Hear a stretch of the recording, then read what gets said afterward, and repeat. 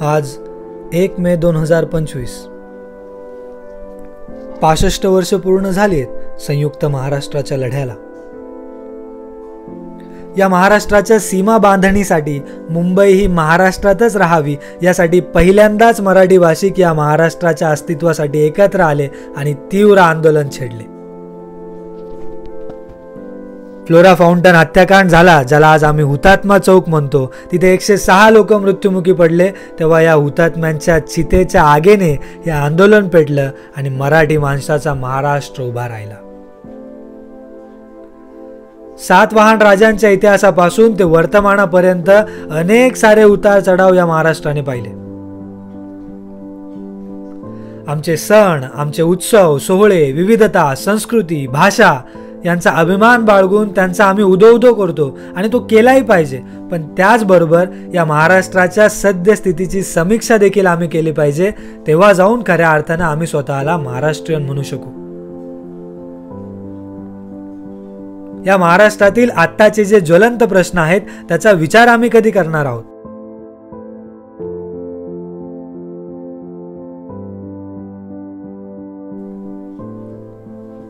सम्राट अशोकांनी, सातवाहन राजांनी या महाराष्ट्राला दिलेला सुंदर असा पुरातत्वीय वारसा म्हणजे इथल्या दगडात कोरलेल्या सुंदरशा बुद्ध लेण्या, स्तूप, विहार आम्ही कधी मुक्त करून लोकांसमोर आणणार आहोत?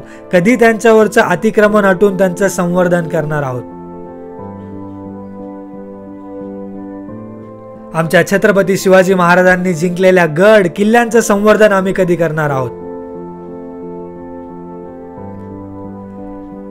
डेव्हलपमेंटच्या नावाने आम्ही डोंगर तोडतोय, आम्ही जंगल तोडतोय, झाडं तोडतोय, जिथे जागा दिसेल तिथे आम्ही कन्स्ट्रक्शन करतोय। या महाराष्ट्राच्या ढासळत्या पर्यावरणाचा विचार आम्ही कधी करणार आहोत?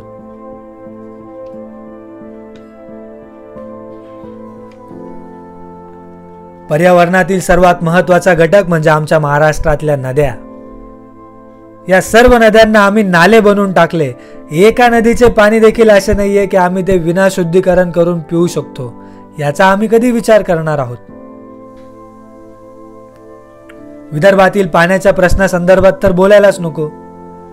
मोठ्या संख्येने होणाऱ्या आमच्या शेतकऱ्यांच्या आत्महत्या अजूनही थांबत नाहीयेत। डॉक्टर बाबासाहेब आंबेडकरांनी सांगितलेला नदी जोड प्रकल्प जर आम्हाला कळाला असता तर आज ही परिस्थिती या महाराष्ट्रामध्ये नसते।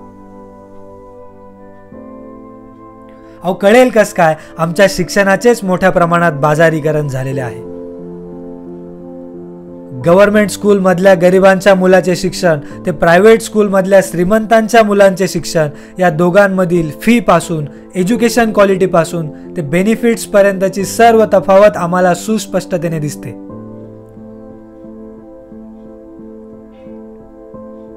आणि इथून आम्ही बाहेर पडलो की माझ्या मराठी तरुणांसमोर प्रश्न उभा राहतो, तो म्हणजे बेरोजगारीचा। आमच्या इथल्या कंपन्या, आमचे प्रोजेक्ट्स सर्व जात आहेत गुजरातला।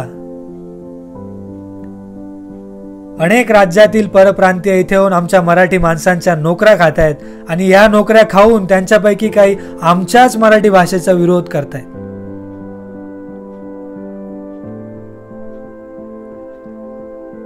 या वाढत्या बेरोजगारीमुळे आणि टीव्हीवर दाखवल्या जाणाऱ्या साऊथच्या पिक्चर्समुळे आमचे अनेक मराठी तरुण आज गुन्हेगारी क्षेत्राकडे वळाले। रोजच्या हजारो केसेस आणि एकंदरीत या महाराष्ट्राचा संपूर्ण क्राईम रेट बघितला तर आज महाराष्ट्राची परिस्थिती अत्यंत भयंकर अशी आहे। महिला व पुरुष दोघांच्याही संरक्षणाची गरज आज या महाराष्ट्रामध्ये आहे। नाहीतर एखादी पोरशे येते, उडवते, गरिबाचा जीव जातो आणि 300 ओळींचा निबंध लिहून इथली न्यायपालिका पीडितांना न्याय देते। ही सर्व अवस्था आज या महाराष्ट्राची काय आहे माहितीये? कारण आम्ही महाराष्ट्रीयन म्हणून, मराठी माणूस म्हणून कधीही एकत्र येत नाही। जातीपातींमध्ये, धर्मामध्ये आम्ही अडकलो आहोत। आमच्या मूलभूत प्रश्नांपेक्षा आम्हाला आमच्या जाती, आमचे धर्म जास्त महत्त्वाचे वाटतात आणि याचाच फायदा इथल्या राजकारण्यांनी घेतलाय। ते लोकांना भावुक करतात आणि सत्तेत जाऊन बसतात। धर्माच्या नावाने सत्ता बनते आणि आमचे मूलभूत प्रश्न पुन्हा ऐरणीवर टांगले जातात। आणि आम्ही कितीही नाही म्हटलो की आम्ही जातीपाती मानत नाही, पण जेव्हा आमच्या घरातील मुला मुलींच्या आंतरजातीय विवाह करण्याची वेळ येते तेव्हा आम्ही स्पष्टतेने नकार देतो, आणि जर होकार दिला तर सैराट करतो. ही देखील आज या महाराष्ट्राची ज्वलंत परिस्थिती आहे.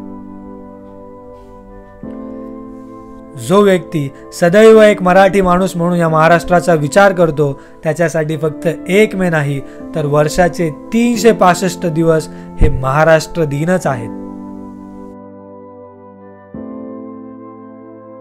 आणि म्हणून चला या जाती धर्माचे बंधन तोडूया, एकत्र येऊया मराठी माणसासाठी, एकत्र येऊया महाराष्ट्रातील ज्वलंत प्रश्नांसाठी, एकत्र येऊया आपल्या हक्क आणि अधिकारांसाठी, एकत्र येऊया या महाराष्ट्रासाठी. नमो बुद्धाय. जय भीम. जय शिवराय. जय महाराष्ट्र.